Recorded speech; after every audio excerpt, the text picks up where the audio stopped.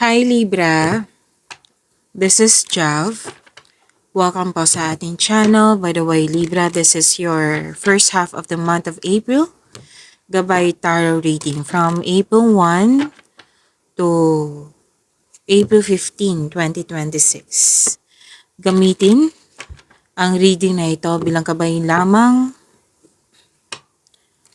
Tandaan Libra, ito po ay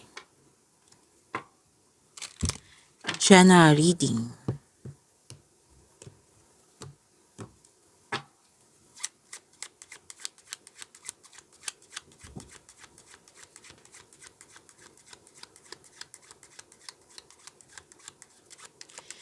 Mga parating po para kay Libra ngayong April 1 to 15, 2026.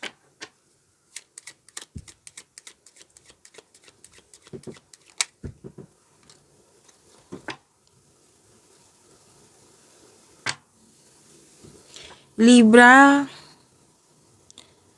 may energy ng isang young unmarried woman dito na malapit sa iyo. Pwede din ikaw po ito ha. Oo, na malaking influence mo sa kapwa mo. At may energy din ako nakikita dito na ibang tao to. Na pwedeng matalik mong kaibigan. Pwedeng kapatid mo. May nasabi sa akin ngayon kapatid. Na babae. Kapatid na babae. Basta po, special woman sa inyong buhay na malapit sa iyo. Na nagkaroon po kayo ng time sa isa't isa.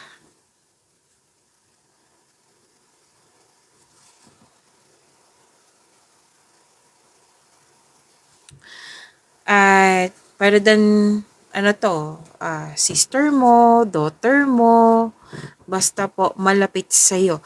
May nakita rin akong blind date dito.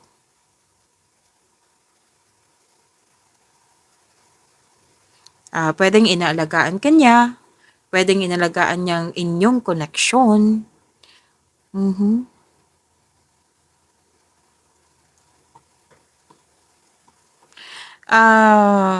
Okay.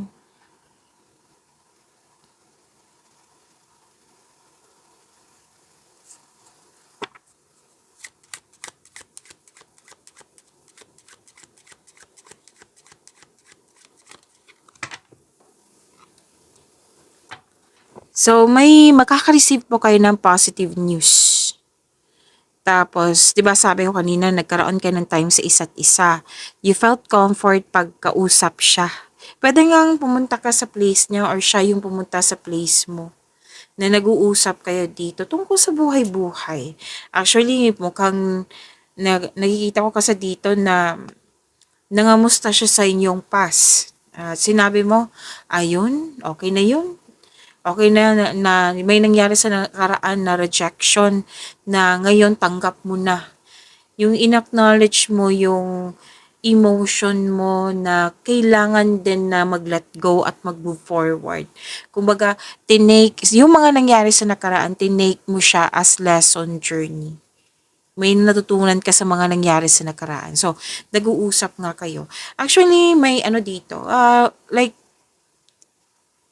comfort. Like, nagtutulungan kayong dalawa. So, concerned ka sa kanya, concerned din siya sa iyo. Yan. So, nagkaroon kayo ng time sa isa't isa.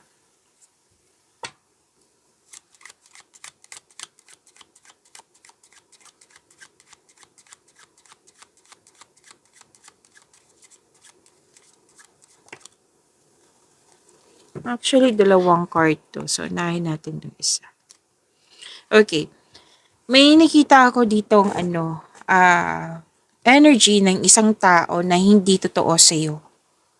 Pwede din ito yung pinag-usapan nyo ng kaibigan mo ng malapit sa iyo. Okay? At may sabi kasi dito na may kompetisyon, may rivalry, tuso, mandaraya, selos, inggit, an enemy. Nag-aabuso siya sa iyong kabaitan. May sekretong mabubulgar. Actually, kilala mo to kasi sinabi mo dito na ayun, Hindi talaga kami magkakasundo kasi malayo siya sa ugali ko, ugali niya talagang kontra. Yan. Na hindi, or parang tanggap mo na hindi talaga kayo magkakasundo. Pero mag-ingat kayo sa inyong emotion ha, kasi itong taong ito ay puwedeng naapektuhan ka sa kaniyang mga sinasabi or mga ginagawa. Kasi may nakita akong self-doubt dito, yung na-trigger yung weakness mo. Pero then na hindi alam mo na hindi siya totoo sa'yo, pero hindi niya alam na alam mo na. Hmm, may nakita akong ganyan na energy.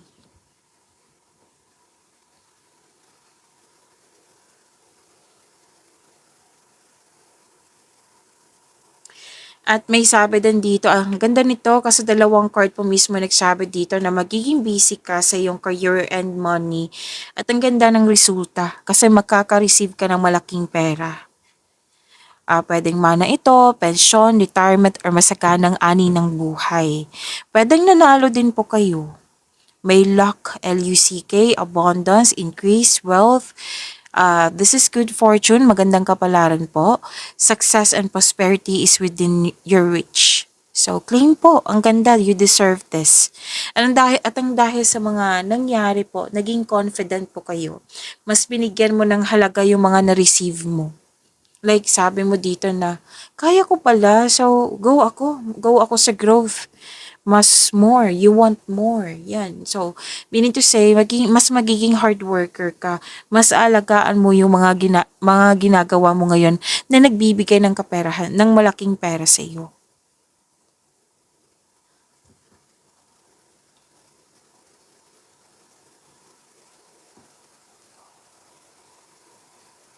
So, mas nagiging hard worker ka dito. Pero din po, may energy dito na hired as crew. Na yung nagsiserve. Yan. Kasi nakita ko ditong submission, nagsiserve. Actually, may nakita rin akong ano dito, receiving help or offering help. Meaning to say, may energy dito na ikaw tong nagbigay ng service, ikaw yung nagbigay ng tulong. Or pwede din may nag-offer sa'yo ng tulong.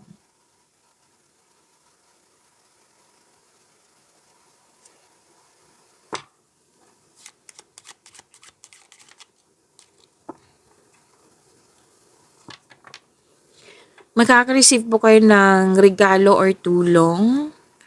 May mangyayaring naging pabor sa'yo. Kung dati hindi pabor sa'yo, ngayon magiging pabor na. May development, may progress, improvement sa inyong most likely career and money to. So, yung pagiging productive mo sa araw-araw, magbunga ito ng masagana. Kaya nga may sinabi kanina, di ba? Development, progress, improvement. Kasi nagbigay ka ng halaga sa inyong mga ginagawa dyan, sa inyong posisyon, sa inyong kapwa.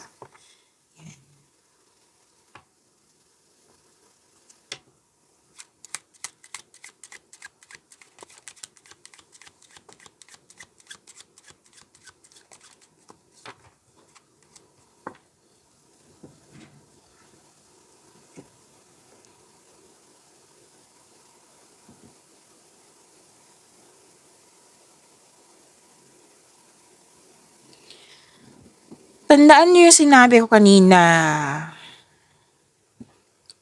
Libra. Dalawang card kasi nagsabi dito, Libra. Ay, actually tatlo eh. Na pay attention na kayo kasi repeating message siya but different card. Na someone is spying on you. May sama ng loob sa iyo, envy, selos nga, or a third person yung nangialam sa iyo, nang ginugulo ka. Pero then third party concern to. So remember, this is general reading. Kunin niyo lang po kung ano yung naka-resonate sa iyo. Okay? So, green-eyed monster. So, mag-ingat kayo sa kanya kasi extremely, yung mga nararamdaman niya, sobrang inggit, sobrang selos, sobrang may sama ng loob, sobrang pake-alamera. Yan. Na pwedeng may gusto siyang kunin sa'yo, pwedeng information, or agawin niya yung jowa mo, or agawin niya yung mga bagay na importante sa'yo. Kasi nga sobrang inggit sobrang selos. So mag-ingat kayo sa kanya. So this is a third card na nagsabi dito na mag-ingat kayo sa taong ito. Pay attention na po. Okay?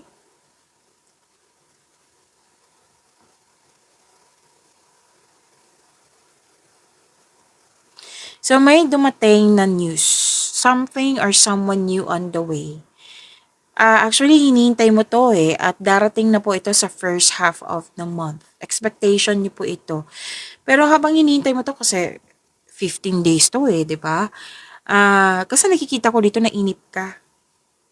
So, kailangan mo habaan yung pasensya mo. Huwag niyong hayaan magkaroon ng disappointment kasi kung hayaan niyo po, matitrigger yung anxiety mo.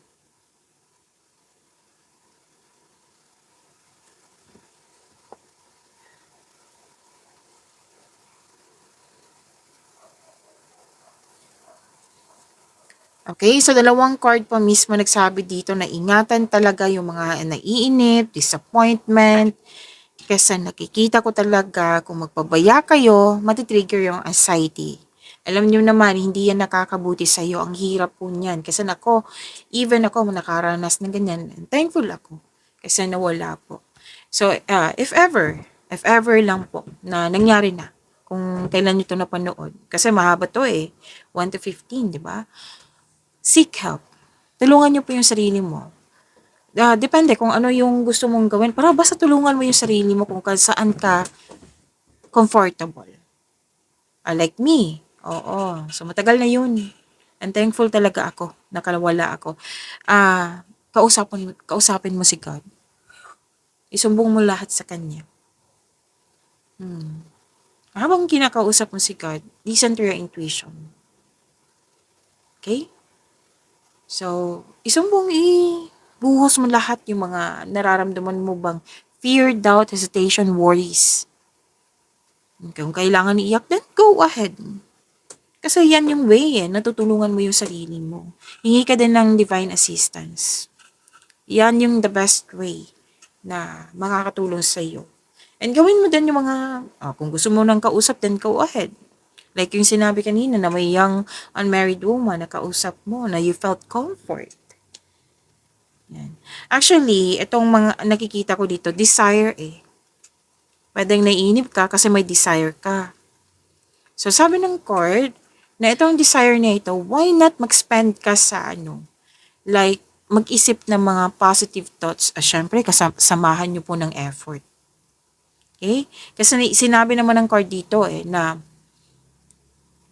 na kailangan nyo magkaroon ng positive thoughts para ito yung ma-manifest mo. Syempre, kasama po yung action. Yung action po, may clear intention po. Kung process ito, kung kailangan hintayin na hindi kailangan ng ganun na magkaroon ng positive thoughts or kasamang action na kung process to kung process po ito, then maghintay. Okay? So, let's proceed. So, kuha po tayo ng mensahe para sa inyong April 1 to 15, 2026. Message po para kay Libra.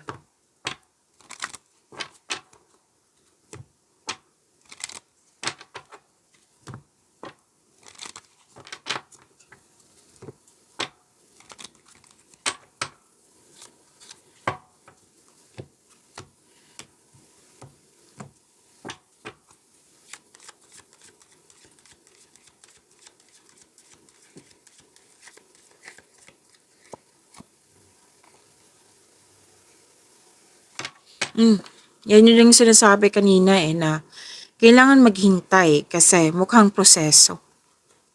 Sinabi dito, nothing is yet set in stone. Adjust, maghintay, habaan ng pasensya. So, yung current situation is not yet finalized. Na in-encourage ka ng card dito na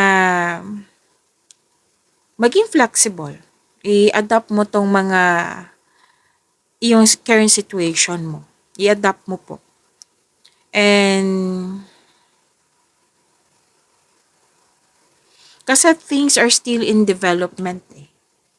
So, sinabi ko yan kanina, di ba? Na baka proseso to na kailangan talagang hintayin, then do it. It might be nangyari to kasi kailangan mong i-practice mo yung pasensya mo. So, subukan nga natin si Libra kung mataas ba yung pasensya kasi itong pasensya kasi nito, kailangan to sa susunod na journey niya. Yan. May mga dahilan po iyan. The situation is evolving. So, may new direction na mangyayari. So, kailangan mo maging flexible. Flexibility is the key.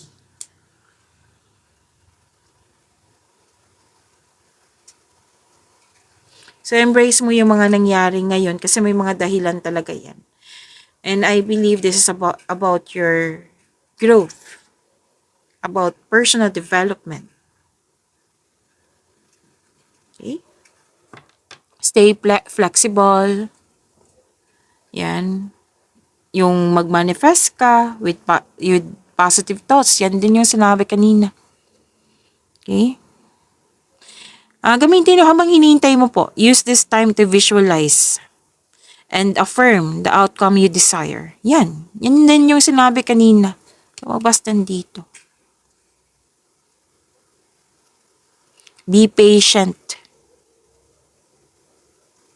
Kumbaga, mag-positive affirmation kayo. Like, I know that the best will unfold for me. Okay? So, nothing is yet set in stone. So, may mga dahilan talaga yan.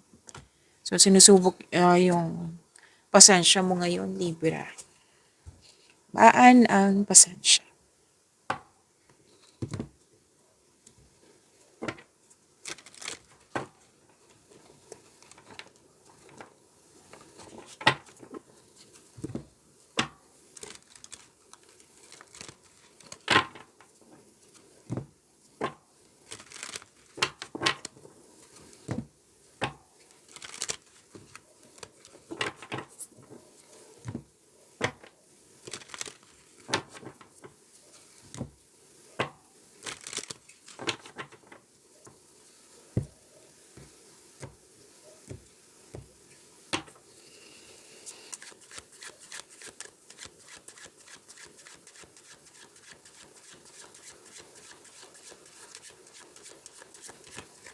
Energy po para kay Libra ngayong April 1 to 15, 2026.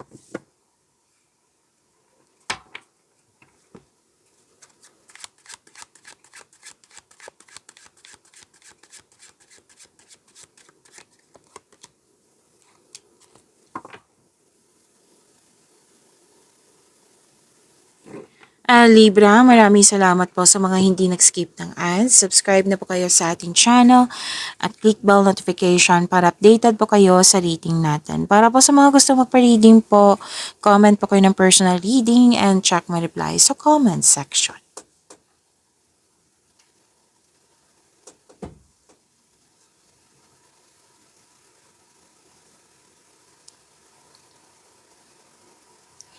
Okay, Libra.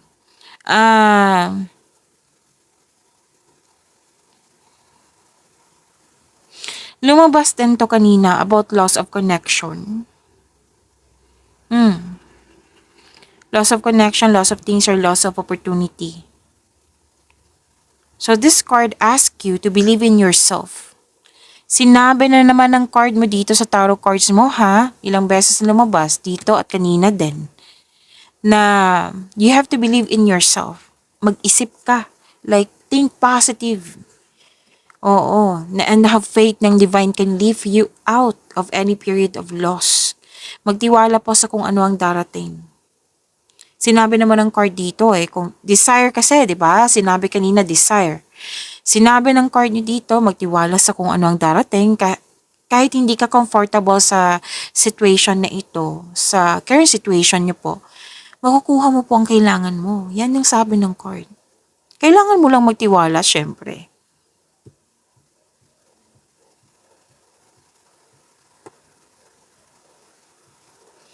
Pwede din, naging toxic yung tao at naubusan ka ng pag-asa. So, sabi ng card na kailangan mong yung habaan ng pasensya nga. Mag-usap kayo ng mahinahon. So, give up your worries. Communication is the key.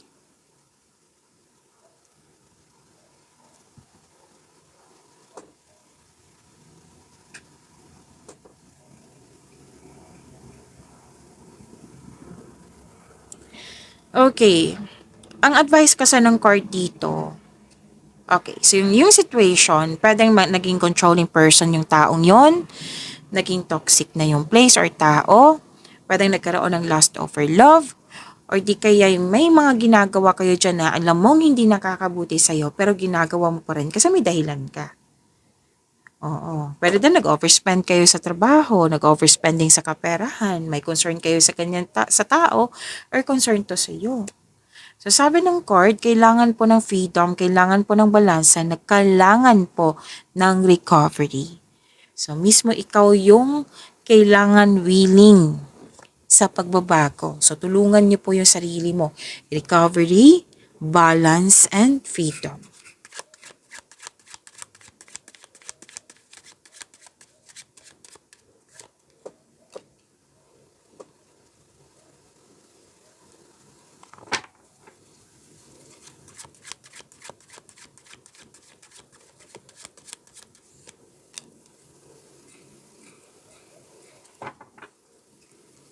Libra, maganda ang inyong career and money.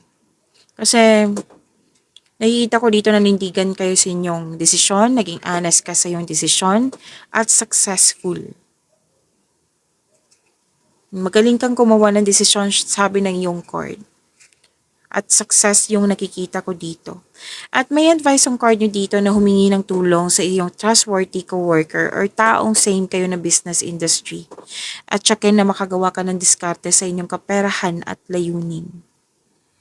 Makinig din sa inyong intuition, sabi ng iyong card, kasi gagabayan ka nito patungo sa success, patungo sa right path, patungo sa success. Gamitin nyo din yung talino nyo.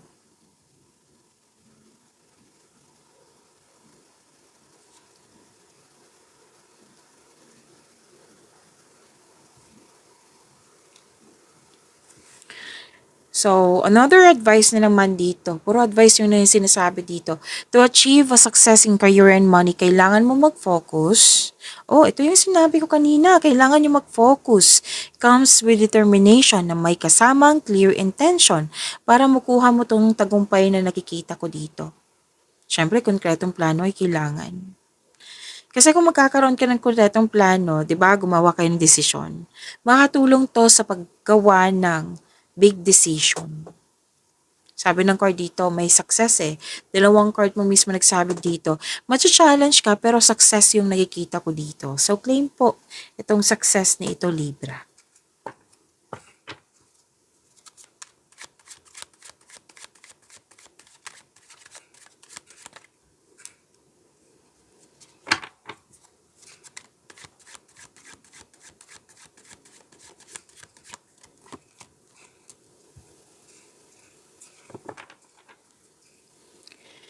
Libra, huwag niyong kalimutan na mag-subscribe sa channel natin at i-click yung bell notification para updated po kayo sa reading natin. At huwag niyong kalimutan na panoorin niyo po yung dalawang video reading niyo tungkol sa Abril. Oo, yung isang video is April, May, June, 3 months from now. At yung isang reading is for monthly. Gabay Tarot Reading, April 2026. Kung hindi niyo mahanap, hanapin niyo lang po dito sa channel natin. Panoorin niyo po kung gusto niyo po.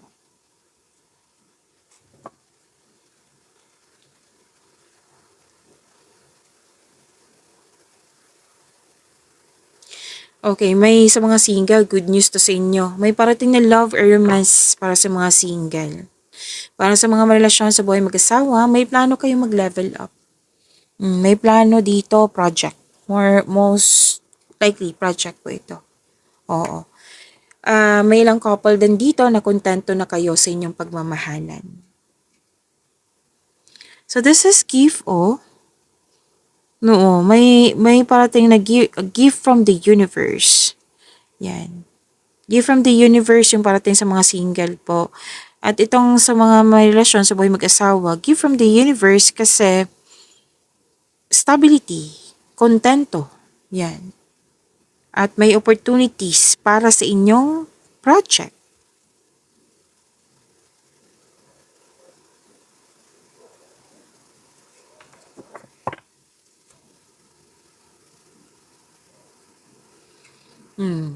Kasi nag-clarify siya dito na gusto niyo mag-level up sa inyong sarili, sa inyong relasyon.